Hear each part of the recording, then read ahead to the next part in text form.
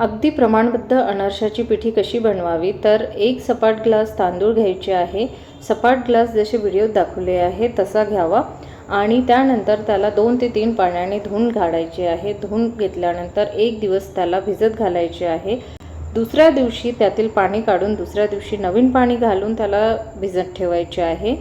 तिसऱ्या दिवशी भिजत घातलेल्या तांदळाला स्वच्छ धुवून घ्यायचे आहे आणि एखाद्या चाळणीवरती पाणी निथळण्याकरता ठेवून द्यायचे आहे।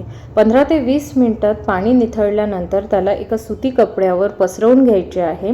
तांदूळ सुती कपड्यावर पसरवून त्याला 2 ते 3 तास पंख्याखाली कोरडे करून घ्यायचे आहे। तांदूळ कोरडे होईस्तोवर एक सपाट ग्लास साखर आपण येथे घेऊया।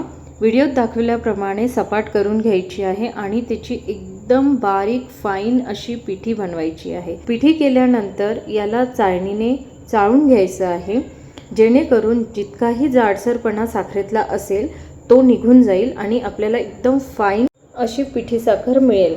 जाडसरपणा जर साखरेत असेल तर अनारशाची पिठी ही व्यवस्थित बनणार नाही। तसेच परफेक्ट अनारशांसाठी तांदूळ हा जुना वापरावा। आता आपले तांदूळ जे आहेत ते छान ड्राय झालेले आहे। हाताला कोरडे पण आतून ओले असे हे तांदूळ असावेत।